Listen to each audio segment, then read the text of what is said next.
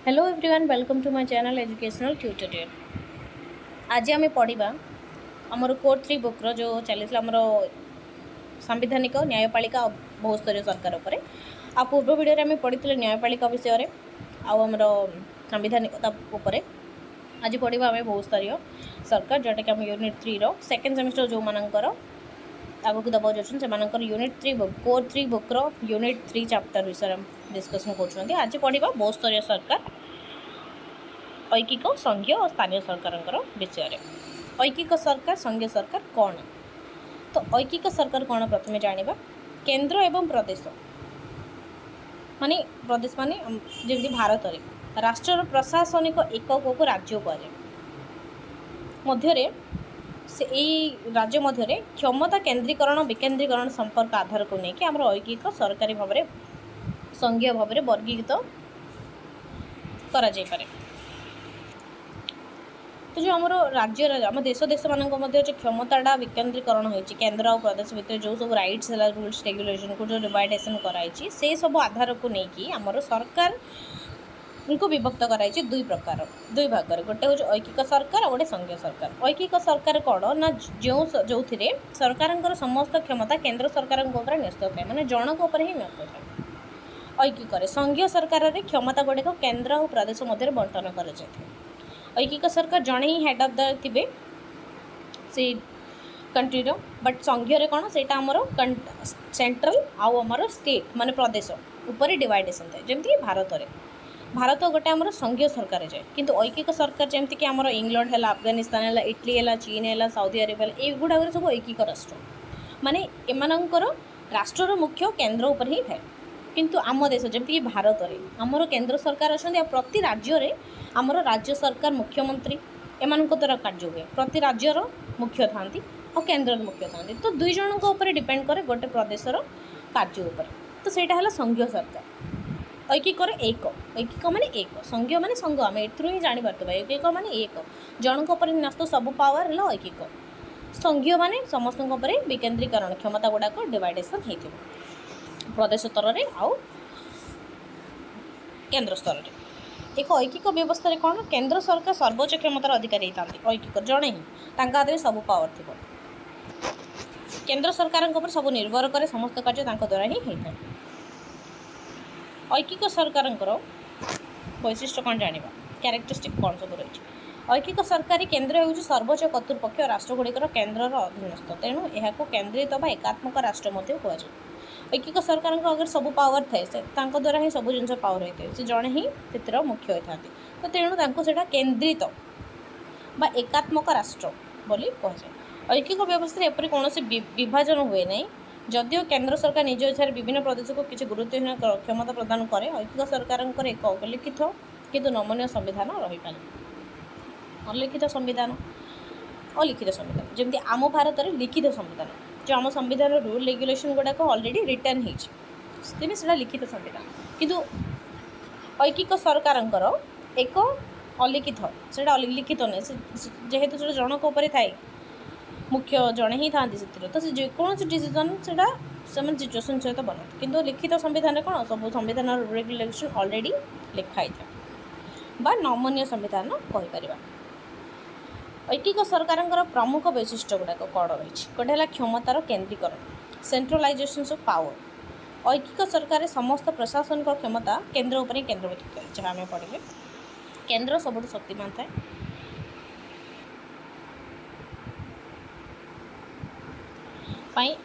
ऐकिक राष्ट्र को छोट छोट प्रदेश एकक विभक्त कर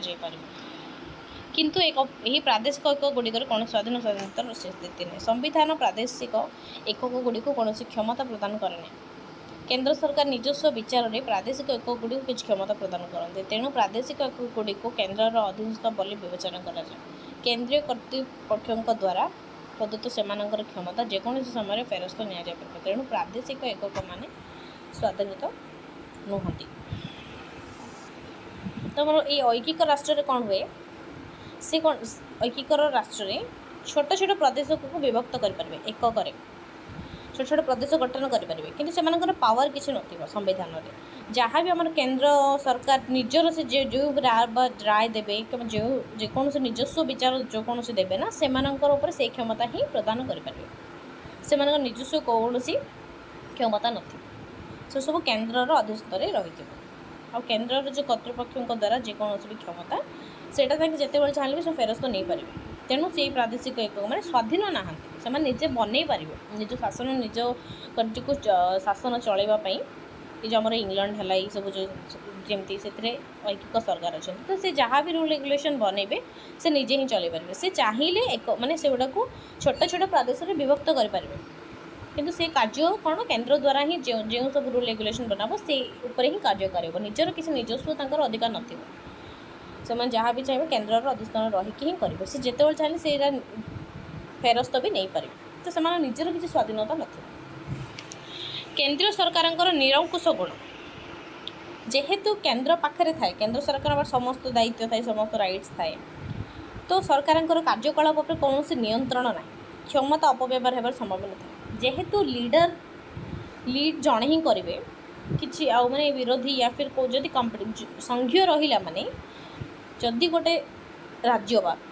गोटे देश को जदि जड़े ही चलेले तो से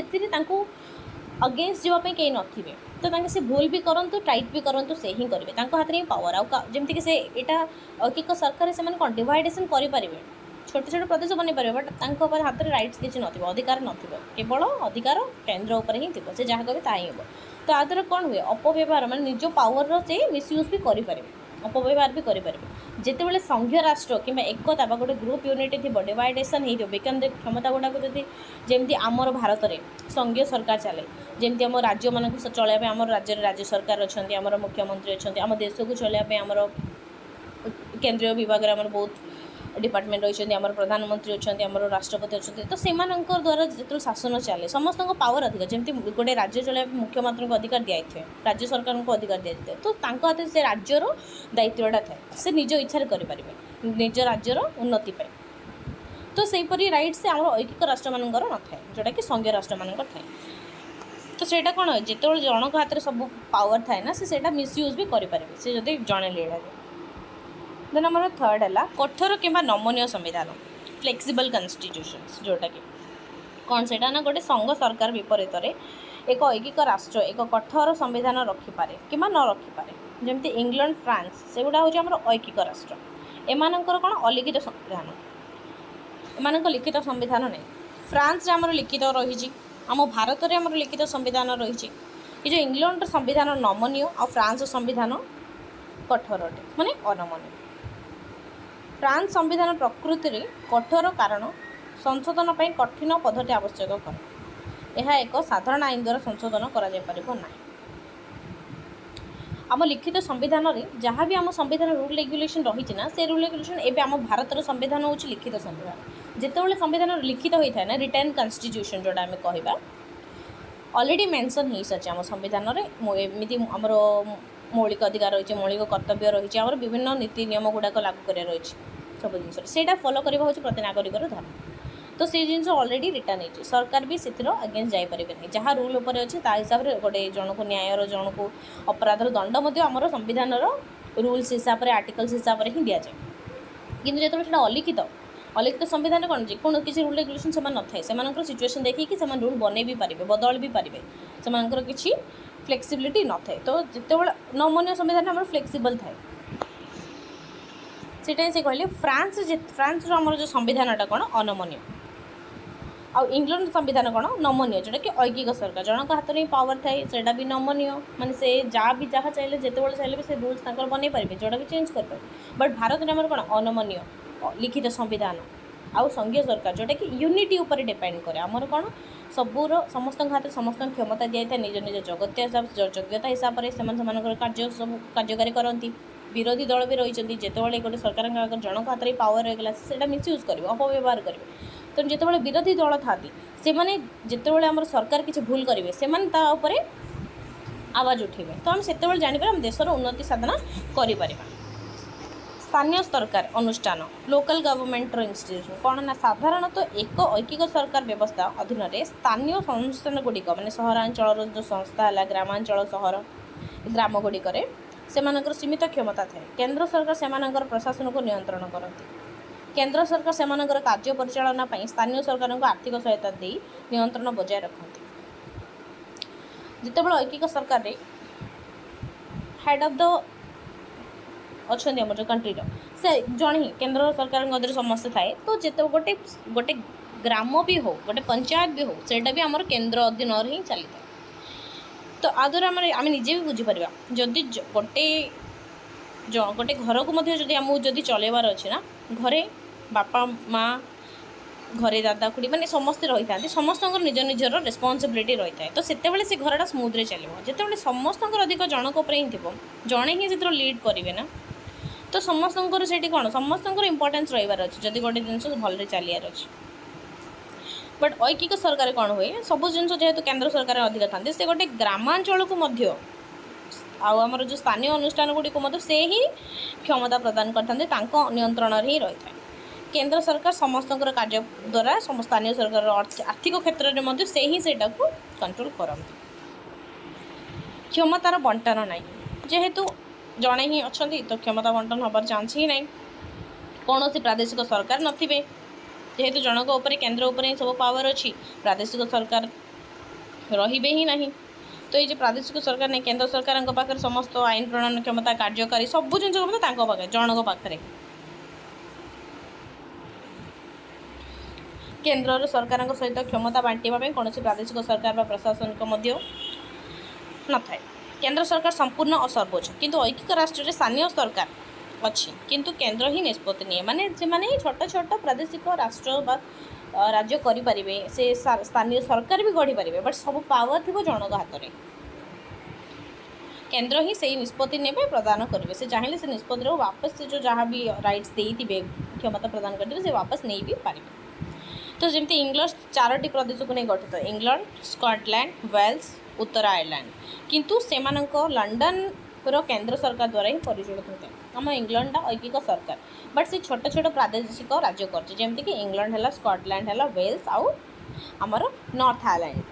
4ଟା ପ୍ରଦେଶ କରିଛନ୍ତି କିନ୍ତୁ ପାୱାର ଓନ୍ଲି ଆମର ଲଣ୍ଡନ ମାନେ ଇଂଲଣ୍ଡ କେନ୍ଦ୍ର ସରକାରଙ୍କ ଅଧୀନରେ ହିଁ ରହିଥାଏ। ତ ଏଇଟା ହେଉଛି ଐକିକ ସରକାରଙ୍କର କ୍ୟାରେକ୍ଟରିଷ୍ଟିକ୍ସ ବା ତାଙ୍କର କେଉଁଭଳି ଐକିକ ସରକାର କ'ଣ ତାଙ୍କର କ'ଣ ସବୁ କ୍ୟାରେକ୍ଟରିଷ୍ଟିକ୍ସ କେଉଁ ଟାଇପ୍ର ହୁଏ ଏଇଟା ହେଉଛି ଆମର ଐକିକ ସରକାର। କୌଣସି ସ୍ୱତନ୍ତ୍ର ନ୍ୟାୟପାଳିକା ନଥିବ ଯେହେତୁ ଜଣକ ଅବଭିୟସ୍ଲି ଆମେ ନର୍ମାଲି କହେ ଜଣଙ୍କ ହାତରେ ପାୱାର ଅଛି ମାନେ ସେ ଯେଉଁ ରୁଲ୍ସ ରେଗୁଲେସନ୍ ଯାହା ବି ଦେବେ ସେଇଟା ମାନିବାକୁ ବାଧ୍ୟ। ଯେତେବେଳେ କିଛି ଜିନିଷ ଆମର 3-4 ଜଣଙ୍କ ହାତରେ କାମ ଥିବ ନା ତ ଜଣେ ଯଦି ଭୁଲ କଲା ଆଉ ଜଣେ ତାକୁ ଭୁଲ କି ଠିକ୍ ତା'ର ନ୍ୟାୟ ବିଚାର କରିବେ। ଯେହେତୁ ଏଇଟା ଐକିକ ସରକାର ଯେହେତୁ ଏଇଟା ଗୋଟେ ହିଁ ସରକାର ତାଙ୍କ ହାତରେ ହିଁ ସବୁ ଜିନିଷ ଅଛି ତ ଫିର୍ ସେଇଠି ନ୍ୟାୟପାଳିକା ରହିବ କ୍ୱେଶ୍ଚନ୍ ହିଁ ଉଠୁନି। ତ ଐକିକ ସରକାର ଆମର କ'ଣ ନ୍ୟାୟପାଳିକା ନଥାଏ। ଦାୟିତ୍ୱ ରେସ୍ପନ୍ସିବିଲିଟି ଐକିକ ବ୍ୟବସ୍ଥାର ଅଧିକ ଦାୟିତ୍ୱବାନ ବି ହେଇଥିବେ କ'ଣ ନା କେନ୍ଦ୍ର ସରକାରଙ୍କ ସବୁ ଯେହେତୁ ସେ ସବୁ କାର୍ଯ୍ୟ ନିଜେ ହିଁ କରିବେ ସାମାନ୍ୟ ମାନେ ଗୋଟେ ଅନୁଷ୍ଠାନ ସହରର ଅନୁଷ୍ଠାନଠୁ ନେଇକି ଗ୍ରାମର ଗୋଟେ ପଞ୍ଚାୟତ ସମସ୍ତଙ୍କ କାର୍ଯ୍ୟ ସେ କେନ୍ଦ୍ର ସରକାରଙ୍କ ସହିତ ହିଁ ଜଡ଼ିତ ଥିବ ତାଙ୍କ ପାଖରେ ହିଁ ସମସ୍ତେ କାର୍ଯ୍ୟ କରିବେ ସତ ବଟ୍ ସମସ୍ତେ ତାଙ୍କ ଅଧୀନରେ ରହିକି ହିଁ କରିବେ ପାୱାର ସବୁ କେନ୍ଦ୍ର ହାତରେ ହିଁ ଥିବ। ତ ଦାୟିତ୍ୱ ତାଙ୍କର କ'ଣ ବଢ଼ିଯାଇଥାଏ ବହୁତ ଦାୟିତ୍ୱବାନ ହେବାକୁ ପଡ଼େ। ଏକ ସରଳ ସରକାର ଐକିକ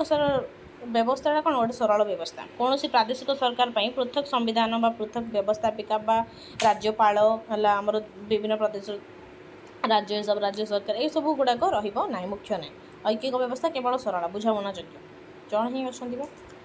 ନାଗରିକମାନେ ମଧ୍ୟ ବୁଝିପାରିବେ। ଏକ ଐକିକ ସରକାରରେ ଏକକ ସରକାରୀ ଢାଞ୍ଚା ରହିଛି ଗୋଟିଏ ସର୍ବୋଚ୍ଚ ବ୍ୟବସ୍ଥାପିକା ସଂସ୍ଥା ଗୋଟିଏ କାର୍ଯ୍ୟପାଳିକା ଗୋଟିଏ ସର୍ବୋଚ୍ଚ ନ୍ୟାୟପାଳିକା ରହିଛି। ଯେମିତି ଇଂଲଣ୍ଡରେ ଗୋଟେ କେନ୍ଦ୍ରୀଭୂତ ବା ଐକିକ ରାଷ୍ଟ୍ର ତାଙ୍କର ବ୍ୟବସ୍ଥାପିକାର ସଂସଦୀୟ ସର୍ବୋଚ୍ଚ ରହିଛି ଯାହାର କାର୍ଯ୍ୟପାଳିକା ହେଉଛି କିଙ୍ଗ ଇନ୍ କାଉନସିଲ୍ ଓ ତାଙ୍କ ସର୍ବୋଚ୍ଚ ନ୍ୟାୟପାଳିକା ହେଉଛି ହାଉସ୍ ଅଫ୍ ଲର୍ଡ଼ସର ନ୍ୟାୟିକ କମିଟି। ତ ଏଥିରେ କିଛି ଉପକାରିତା ମାନେ ଐକିକ ସରକାରରେ କିଛି ଭଲ ବି ରହେ କିଛି ଖରାପ ବି ରହେ କୌଣସି ଜିନିଷର ନିଷ୍ପତ୍ତି ଜଣଙ୍କ ହାତରେ ପାୱାର ଥାଇଥାଏ ସେଇଟା ଅପବ୍ୟବହାର ହେଇପାରେ ସେଇଟା ତା'ର ଅପକାରିତା ବଟ୍ ତା'ର କିଛି ଭଲ ଜିନିଷ ବି ଭଲ କାର୍ଯ୍ୟ ବି ହେଇପାରିବ ବଟ୍ କ'ଣ ଏଇଟା କେତେବେଳେ ପସିବଲ୍ ଯେତେବେଳେ ସେଇ ରାଷ୍ଟ୍ରଟା ଗୋଟେ ଛୋଟ ରାଷ୍ଟ୍ର ହେଇଥିବ ତ ଜଣଙ୍କ ଦ୍ୱାରା ସେଇଟା ହେଇପାରେ ପାୱାର ଥିଲେ ସେଇଟା ଚାଲିଯିବ ବହୁତ ବଟ୍ ଯେମିତି ଆମ ଭାରତ ଏଇପରି ଧର୍ମନିରପେକ୍ଷ ରାଷ୍ଟ୍ର जो विभिन्न धर्मर लोक अच्छा विभिन्न धर्म है विभिन्न प्रकार प्राणी रही था माने लोक रहती तो सेठी आमर गोटे प्रकार सरकार चलवाटा पॉसिबल हेनी तो सहीटा आमर संघीय बट किसी राष्ट्र जमी इंग्लैंड चली आमर ऐकिक राष्ट्र आईन समानता समस्त समानता रही है केंद्र सरकार द्वारा आईन जो रही है से कार्यकारी हुए समस्त से जिन पार्थक्य किसी न था लिखित बा अलिखित माने जमती आमर केंद्र सरकार लिखित संविधान रखिपारे न रखिपारे इंग्लैंड जमती ऐक्य राष्ट्र भाव विवेचित कि फ्रांस रे लिखित संविधान अच्छे कि इंग्लैंड ना लिखित अलिखित पर तो आर जमी मुझे कहली गोटे ऐकिक सरकार द्वारा किसी भल भी हो पारे किसी खराब जमीक उपकारिता अपकारिता तो ये जाना आम उपकारिता कौन कौन सब भल हुए ऐकिक सरकार द्वारा कौन हुए ना कौन भी डिसीजन आम शीघ्र नहीं पार जेहेतु गोटे ही सरकार तो से जेकोसी डिसीजन निजे इजिली नहीं पारे बहुत जल्दी नहीं पारे डिस्कसन करेंगे जमी आम भारत में संघीय सरकार तो जेकोसी निष्पत्ति जब गोटे राज्य भी नौ ना से प्रथम कौन कर आम लोकसभा हम देन राज्यसभा को जीव देन आम हेड ऑफ द प्रधानमंत्री राष्ट्रपति स्वीकृति नेला जाटा कार्यकारी हम तो सीटा कौन टाइम टेकिंग बट जेहेतु जनक हाथ में अच्छी कौन निष्पत्ति निला मैंने से कौन जड़े ने स्वीकृति प्रदान कले देन से कार्यकारी हो पार से किसी आना तो से आमर क्विक रिस्पांस और कम खर्च एक्सपेंस भी कम हम जेहेतु जनक हाथ में थाए तो बहुत डिपार्टमेंट भी कम थे बहुत सरकार भी कम रे तो फिर खर्च भी कम हम तापर समानता इक्वालिटी जड़े ही जदि जो शासन करवा कंपटीशन ही रही कि से किसी ऑब्जेक्शन बाहर तो सीटा कौन से समस्त को इक्वालिटी ही दिज्व समस्त राष्ट्र में समस्त को सेम नीति आईन हो राजनैतिक व्यवस्था हो प्रशासन हो समस्त को समानता प्रदान कर एक संघीय सरकार व्यवस्था परिणाम जमीक नागरिक मैंने केन्द्र राज्य से उभय प्रति अनुगत प्रकाश करते एक ऐकिक राष्ट्र में विच्छिन्नतावादी प्रवृत्ति को जन्म देउथिबा परिस्थिति को एड़ाई जाई पारिबो कौन द्वंद्व नहीं जातीय प्रादेशिक स्थानीय सरकार मध्य मतभेद नहीं जेहेतु जड़े ही मेन बोली समस्ते मानिदेले केंद्र सरकार द्वारा ही समस्त क्षमता अच्छी तो सहीटी आ कि द्वंद्व जोटा कि कन्फ्लिक्ट बा कौन ऑब्जेक्शन बा कौन भी रिजेक्शन रो किसी जिनस ही रही संघीय व्यवस्था जो थी कि आम आंचलिक जनजातिवाद प्रोत्साहित करे दैत्य नागरिकता दैत्यानुगता आहरी तीव्र अपरपक्ष ऐकिक ढांचा अधीन एक सर्वोच्च केंद्र सरकार यही समस्त विभाजनकारी और केंद्र शक्ति केंद्र सरकार समस्त कार्य सब डिपार्टमेंट हेड जड़े ही था ऐकिक तो से द्वंद्व हबार क्वेश्चन ही उठबनी एकता एवं स्थिरता एकता यूनिटी रहिबो जनक पाखे समस्त पावर रही से समस्त ही समर्थ करेंगे करने को बाध्य एक छत्रवादी जोटा कि तो एकता और स्थिरता स्पष्ट कर्तृपक्ष क्लीयर अथॉरिटी स्पष्ट केंद्रीय प्राधिकरण कर्तृपक्ष तेणु नागरिक मैंने बुझीपारती जे क्षमता केउठारे अच्छी आईन प्रशासन एकता केन्द्रीभूत अवस्था उपस्थित जनक हाथ से जहाँ भी कहे जड़े ही करवा जनक हाथ में पावर थे सीटा अपव्यवहार भी करेंगे सेटा को भलसे भी चल पारे नमनीयता फ्लेक्सिबिलिटी आवश्यक है शीघ्र परिवर्तन कर जोटा कि आम भारत में अनमनीयता लिखित संविधान अनमनीयता आमर फ्लेक्सिबल नहीं आमर जदि कौन भी आमको लागू करार अच्छी तो आमर लोकसभा राज्यसभा राष्ट्रपति प्रधानमंत्री गोटे पर गोटे स्वीकृति पाइबा पड़े जदि लोकसभा स्वीकृति पाइला भी राज्यसभा जब न पाइला देन से फिल को कैंसल भी हम से राष्ट्रपति पाक जीवनी समस्त समर्थन दरकार तो सेटा कौन ऐकिक सरकार से नमनीयता एगुड़ा सब थिला उपकारिता माने कौन जल्दी आमर कम खर्च हम जल्दी कौन भी क्षमता बंटन हो पार कौन प्रॉब्लम सॉल्यूशन जल्दी हो पार नमनीयता से स्थिरता रे द्वंद्व किसी रही जेहेतु जड़े ही से मुख्य तो किसी द्वंद्व हबार चांस नहीं जिते आम गोटे अधिकार को 4 जन मध्य बंटन करवा से कौन करेंगे एम भर कंपटीशन रही भूल बाहर करेंगे निज निजर सामना वालार तो से बाहर द्वंद्व बाहर कि कौन से बट आर कौन यहाँ हूँ ऐकिक सरकार उपकारिता बट ए खराब भी हो पार आर बहुत किसी खराब जमती कि जनक हाथ पावर है से मिसयूज करेंगे आम जो 4 जन को बांटिकी दे गोटे जिन तो से देखिपारे से कि सामना वाला कौन कर न कर भूल जमी आमर विरोधी दल मैंने कौन पे अच्छा जिते सरकार किसी कौ निष्पत्ति जिते नागरिक मैंने असमर्थन करती विरोधी दल उपर आवाज उठाते और सरकार से कार्य आमर सेटा को आमर स्थगित भी हो पारे किसी जिनस आमर କାର୍ଯ୍ୟକାରୀ हुए ना गोटे जदि गोटे लोकसभा भी से समर्थन पाईगला राज्यसभा समर्थन नदेला से आगक जीवनी तो यही सब द्वारा कौन हो गोटे वेरिफिकेशन हो जाए तो सेटा सरकार नागरिक मान प्रति देश प्रति राष्ट्रपति किसी भी अन्याय करवा या फिर किसी से अपव्यवहार करवाटा चांसेस बहुत कम थाए जोटा कि ऐकिक सरकार चांसेस बहुत थाए। तो ऐकिक सरकार तो उपकारिता पढ़ले अपकारिता कौन जमीक कि आम सर्टकट गले पढ़ा कौन देती परीक्षण पर कम स्थान ऐकिक राष्ट्र अनेक स्तर सरकार व प्रादेशिक यूनिट बदल में गोटे केन्द्र सरकार रही है तेणु असुविधा गुड़िक चिन्हट करने परीक्षण निमंते कौन सुविधा न थाए जेकोसी जदि सरकार जेहेतु आम परीक्षण जमी मुझे कहली जमी आम सरकार किसी रूल्स से बनाती बट से समर्थन आम नागरिक मैंने करेंगे तो विरोधी दल किसी जब खराब रूल खराब माने कहबनी तो जितेबाला किसी रूल रेगुलेशन जोटा सरकार नागरिक मैंने समर्थन करेंगे तो से आमर नागरिक मान आवाज़टा सरकार बारे केमती पहुँचे जितेबाला जदि लोकसभा समर्थन देले भी राज्यसभा समर्थन देले या फिर राज्यसभा समर्थन देले बट लोकसभा से स्वीकृति प्रदान करें तो से जिनसा आगू बढ़ेनि से लागू हेनी दुई जन जार समर्थन दरकार तो सेहीपरि भाव परीक्षण निरीक्षण जो ऐकिक सरकार जन था तो से गुड़ार चान्स ही मिलेना से